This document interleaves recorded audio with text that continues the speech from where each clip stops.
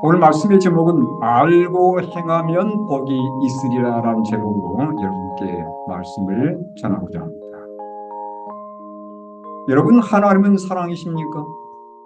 네, 성경은 하나님이 사랑이라고 우리에게 분명히 말씀해 주고 있는데, 먼저 요한복음 13장 1절의 말씀을 함께 보도록 하겠습니다.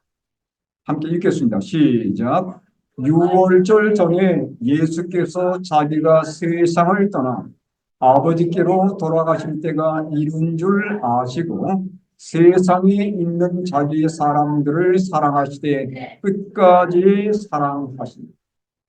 여러분, 요한복음 13장은 사랑으로 시작을 합니다. 여기 분명히 성경이 뭐라고 말씀하냐면 끝까지 사랑하시니라. 예수님께서 자기 사람들을 사랑하시되 어느 정도까지요? 끝까지. 그러니까 하나님의 사랑, 예수님의 사랑에는 결코 끝이 없음을 말해주는 때문에 끝까지, 이 세상 마지막까지 그분이 모든 것을 다해서 사랑하신다는 그런 표현을 요한복음 13장 1절에 우리에게 선포해 주고 있습니다. 근데 요한복음 13장은 전체가 다 무엇에 관해서 기록되어 있냐면 우리를 향한 예수님의 사랑에 대해서 전체가 다 기록되어 있다고 보시면 틀림이 없죠. 예수님께서 그분의 사랑을 어떻게 우리에게 표현해 주셨는가? 그분께 대해서 반역의 마음을 가진 제자에 대해서 어떤 마음을 갖고 있는지 그 내용을 자세히 소개하고 있는 장이 요한복음 13장의 내용이 되겠습니다. 여러분, 하나님의 사랑은 변합니까? 네. 우리의 어떤 태도, 여하에 따라서 하나님의 사랑은 변할까요? 우리가 하나님을 섬기면 하나님은 사랑해 주시고, 우리가 조금 실수하거나 우리가 잘못될 경우에 우리를 싫어하시고 그러십니까? 아니에요. 하나님은 언제나 사랑이십니다. 히브리서 13장 8절의 말씀 우리 함께 읽겠습니다. 시작. 예수 그리스도는 어제나 오늘이나 영원토록 동일하십니다. 우리가 때로 실수하는 경우가 있지만 하나님 결코 그분의 사랑을 중단하지 않으십니다. 끝까지 우리를 사랑하시는 거예요. 예전에 하나님은 사랑이셨지만 지금은 사랑이 아닌 것 같아. 이런 경우는 전혀 없는 것이에요. 예수님은 어제나 그리고 오늘이나 그리고 내일도 여전히 변함이 없으신 사랑의 하나님이라는 사실을 여기 히브리서에서 바울들에게 권면해 주고 있습니다. 여러분, 여기 끝까지 사랑하시니라 요한복음 13장 1절에 끝까지 사랑하신다고 그렇게 예수님의 사랑을 표현해 놓았는데 이 사랑 속에 누구도 포함될까요? 예, 물론 우리 모두 다 포함되는 것도 사실이지만 이 사랑에 포함된 그 사람 누구예요? 반역의 마음을 품고 있던 유다까지도 반역의 마음을 품고 있던 유다까지도 예수님의 사랑은 결코 중단되지 않았다는 사실이에요. 여기 사랑하시니라라는 말씀을 이어서 13장 2절에 이런 표현이 등장하는 것을 보게 됩니다. 13장 2절 마귀가 벌써 시몬의 아들 가룟 유다의 마음에 예수를 하려는 생각을 넣었다. 예수님이 아셨을까요? 아셨습니다. 예. 예수님이 아셨어요. 그런데 유다의 죄를 공개했습니까? 예수님은 공개하지 않았습니다. 예. 여전히 예수님만 이 사실을 알고 계시면서 어쨌든 이 제자가 이런 마음을 버리고 하나님의 사랑 가운데 돌아오기를 예수님은 간절히 바라십니다. 여러분, 하나님의 사랑은 포기하지 않는 사랑. 예? 그분의 사랑은 결코 포기되지 않는 사랑이에요. 여러분, 여기 이 말씀 보시면 하나님의 사랑이 얼마나 우리에게 끈질긴지에 대한 그 내용을 볼 수 있는 내용입니다. 야고보 1장 17절에 이렇게 말씀하고 있어요. 온갖 좋은 은사와 온전한 선물이 다 위로부터 빛들의 아버지께로부터 내려오나니. 그 다음 보세요. 그는 뭣도 없으시고 변함도 없으시고, 만약 하나님이 변덕스러운 분이시라면 이때는 사랑이라고 말씀했다가 이때는 사랑이 아닌 변덕스러운 분이라면 누가 그분을 신뢰하겠습니까? 네. 세상은 달라질지라도 하나님은 따라갈 수 없는 거예요. 사람의 인심은 달라지고 그들의 믿음은 달라질지라도 하나님은 여전히 사랑이시라고 성경은 우리에게 말씀해 주고 있습니다. 여기 뭐라고 그랬습니까? 그는 변함도 없으시고, 그 다음 뭐라고 했어요? 회전하는 그림자도 없으십니다. 다시 말하면 예수님께서 먼저 등을 돌리는 경우는 없어요. 누가 먼저 등을 돌리는 겁니까? 죄인들이, 사람들이 먼저 예수님에게서 등을 돌리는 거지. 예수님께서 야, 너 마음에 들지 않는다, 그분께서 먼저 등을 돌리는 경우는 결코 없다는 사실. 네. 우리의 어떤 행실을 보시고 마음에 들지 않아서 너 그거 보니까 내 마음이 썩 들지 않아서 내 마음을 바꿔야 되겠어, 이렇게 말하는 경우는 없다는 거예요. 여러분, 사람이 먼저 포기하고 사람이 먼저 하나님을 믿는 줄을 놓기 때문에 결국은 하나님의 사랑에서 끊어지는 것이지, 하나님께서 먼저 그 사람을 버리는 경우는 결코 없다는 사실. 하나님은 우리를 사랑하실 때 언제까지? 끝까지 사랑하시는 그런 사랑의 분이라는 사실을 여러분 결코 잊지 않게 되기를 바랍니다. 근데 그 예수님께서 우리를 사랑하실 때 끝까지 사랑하시는데 그분이 십자가에 달리시기 전에 그의 제자들에게 마지막으로 사랑의 교훈을 안겨주기를 원하셨습니다. 그게 바로 뭐냐면 오늘 저희가 거행하는 그 예식이 되겠습니다. 예수님께서 우리를 사랑하셔서 그리고 그 제자들을 진실로 사랑하셔서 마지막으로 깨닫기 원했던 교훈, 그게 뭐예요? 바로 이거예요. 보겠습니다. 13장 4절과 5절의 말씀인데, 저녁 잡수시던 자리에서 일어나 겉옷을 벗고 수건을 가져다가 허리에 두르시고 이에 대야에 물을 떠서 제자들의 발을 씻으시고 그 두르신 수건으로 닦기를 시작하여 그랬어요. 뭐 하시는 겁니까? 제자들의 발을 씻어주는 겁니다.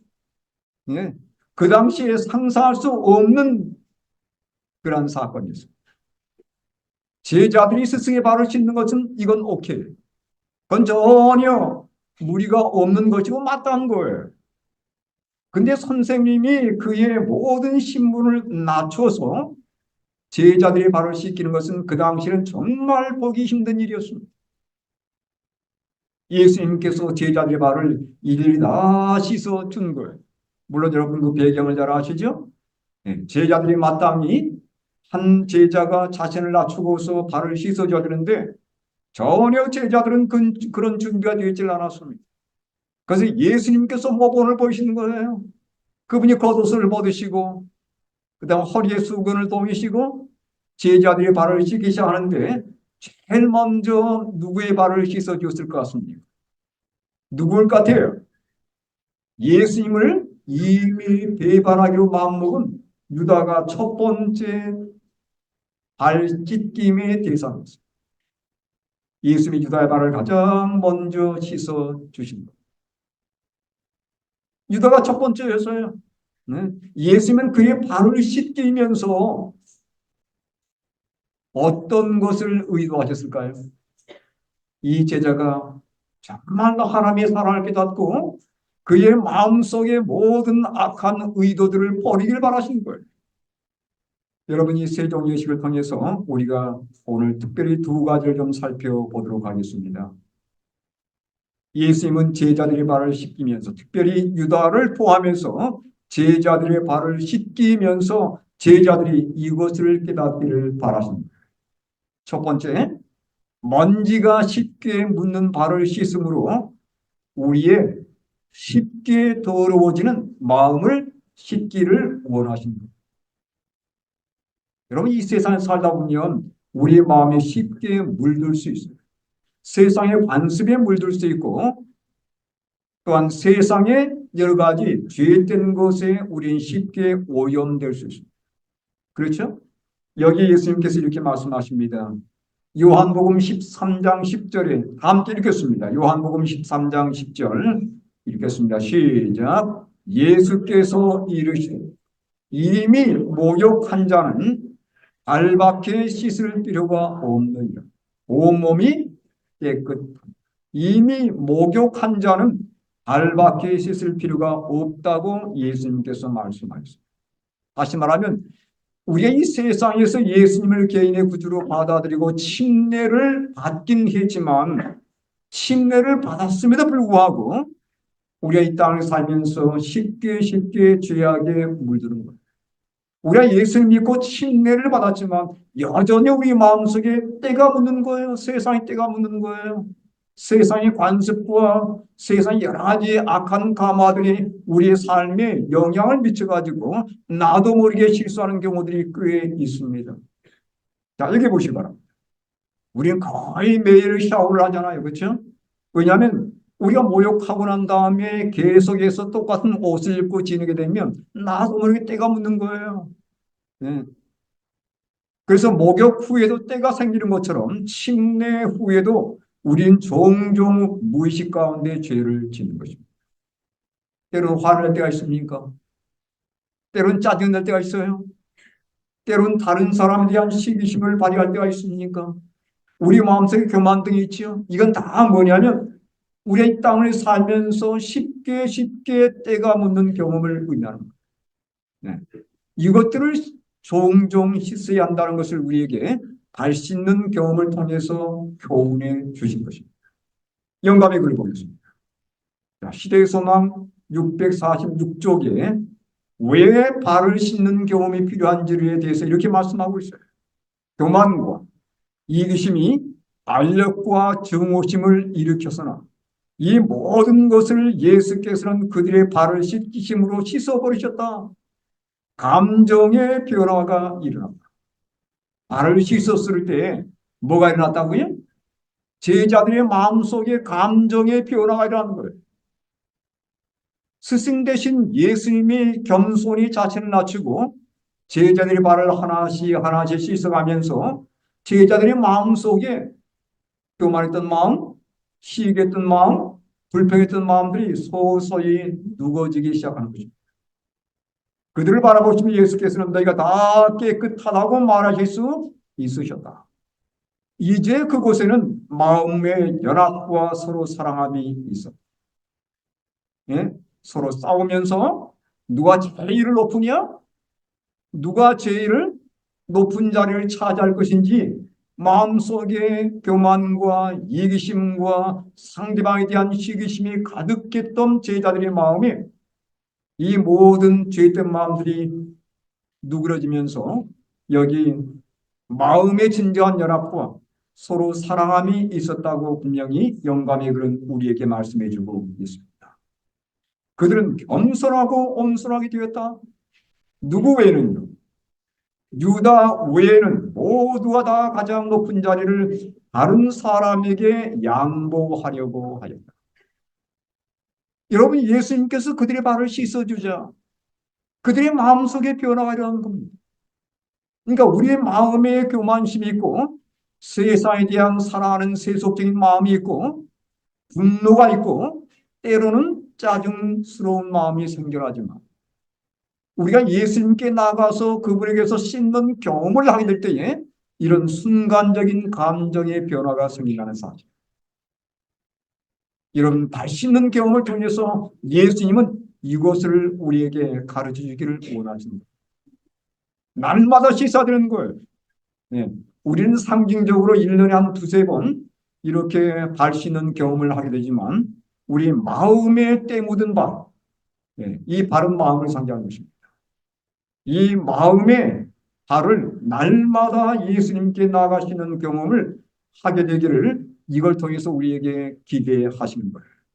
날마다 우리 마음속에 세상에 감염된 그런 마음들을 씻으시고 하나님께 영광을 돌리시는 우리 모든 믿음의 가족들이 되시기를 간절히 바랍니다. 오늘 특별히 세족 예식을 통해서 다시 한번 그런 경험이 우리 모두에게 있게 되기를 간절히 바랍니다. 두 번째 세족 예식이 우리에게 주는 교훈은 무엇인가? 바로 이거예요. 내 자신을 겸손히 낮추는 경우입니다. 요한복음 13장 14절과 15절의 말씀. 내가 주와 또는 선생이 되어 너희 발을 씻었으니 너희도 서로 발을 씻어주는 것이 옳으니라. 내가 너희에게 행한 것 같이 너희도 행하게 하려 하여 오늘 모였노라. 예수님께서 뭐라고 했어요? 내가 너에게 본을 보이지 않았느냐 이거예요. 내가 선생이지만 너희에게 발을 이리 다 씻어준 것처럼 너희도 이제는 상대방을 정말 존경하는 마음으로 자신을 철저히 낮추고 발을 아낌없이 씻어주는 이러한 겸손의 경험을 다시 한번 경험해 보도록 그렇게 촉구하는 말씀이 되겠습니다. 시대소망이 말씀입니다. 650쪽에 이렇게 말씀합니다. 유일의 위대함은 겸손의 위대함. 유일의 명예는 다른 사람을 헌신적으로 봉사하면서 찾을 수 있다. 여러분, 이 세상의 유일의 위대함이 뭐라고요? 겸손의 위대함. 네. 높은 자리를 차지한 분이 위대한 분이 아니에요. 네. 이 나라의 최고의 자리에 앉아있는 분이 위대한 분이 아니라 하나님의 눈에서 볼 때 가장 위대한 사람이 누구인가? 자신을 낮추는 사람이 가장 위대한 사람이라는 거죠. 유일의 위대함은 겸손의 위대함입니다. 예수님께서 오늘 우리에게 이것을 경험하기 원하는 거예요. 다른 사람의 발을 씻어주면서 예수님께서 오늘 우리에게 이런 위대함을 경험하기 원합니다. 오늘 우리가 다른 사람의 발을 씻어주면서 진정 위대함을 경험하는 그러한 시간들이 되길 바랍니다. 유일의 위대함은 겸손의 위대함. 여러분, 이 말씀을 상기하면서 오늘 서로의 발을 씻길 때 이러한 마음으로 하나님께 나를 진정으로 지켜보면서 내게 이렇게 말씀한다는 것을 여러분 마음에 담고서 상대방의 발을 씻는 그러한 겸손의 시간 되시기를 간절히 바랍니다. 여기 시대에서만 650쪽에 또 이렇게 말씀하고 있습니다. 성만찬 예식에 앞서 행하는 의식은 발 씻는 의식이죠. 세족 예식입니다. 이 오해들을 제거하고 어떤 오해예요? 상대방에 대한 미운 마음, 불평, 교만심 이것들을 제거하고 인간에 대해서 이기심을 쫓아내며 자고의 버팀에서 내려와 그의 형제를 섬기도록 겸손한 마음으로 이끄는 의식이다.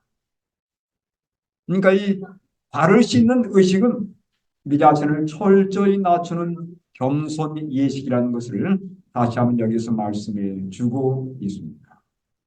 사랑하는 여러분, 오늘 제가 두 가지를 말씀드렸습니다. 이 세족 예식은 두 가지 의미가 있는데 첫 번째는 정결의 의식이고 두 번째는 겸손의 의식이라는 것을 다시 한번 기억하면서 오늘 이 예수님의 말씀처럼 우리가 이 의식을 다시 한번 마음속에 새기면서 하나님께서 우리에게 말씀하는 이 놀라운 축복을 경험할 수 있기를 간절히 바랍니다. 요한복음 13장 15절과 17절의 말씀이에요. 우리 함께 읽겠습니다. 시작. 내가 너희에게 행한 것 같이 너희도 행하게 하여 오늘 보였노라. 17절. 너희가 이것을 알고 행하면 복이 있으리. 예수님께서 정말 내 마음에 봐. 이 세상이 쉽게 감염되고 쉽게 오염되는 그 쉽게 영향받는 내 마음의 모든 죄악들을 씻어달라는 그러한 의미를 마음에 품고 기도하는 마음으로 발을 씻는 또 씻김받는 그러한 시간이 되기를 바라고 상대방을 씻어주면서 내 자신을 철저히 낮추는 그러한 경험을 하는 귀한 시간이 될 수 있게 되기를 간절히 바랍니다. 이제 우리가 세족 예식을 하게 될 터인데 세족 예식은 이미 침례를 받으신 분들이 다시 한번 씻는 경험이에요. 그래서 침례를 받지 않으신 분들은 안 하셔도 됩니다. 침례를 받으신 분들은 다 하시기 바랍니다. 그 다음에 침례를 받으신 분들이 발을 씻으시고, 그 다음에 침례를 받은 다음에 여러분께서 조용히 자리에 앉아 계셔서 그 다음에 이어지는 성찬 예식의 시간을 갖도록 하겠습니다. 여기 말씀처럼 이것을 알고 행하면 복이 있습니다. 우리 모두에게 이 예식을 통해서 하나님의 복이 임하는 귀한 시간 되기를 간절히 바라면서 말씀을 드리겠습니다.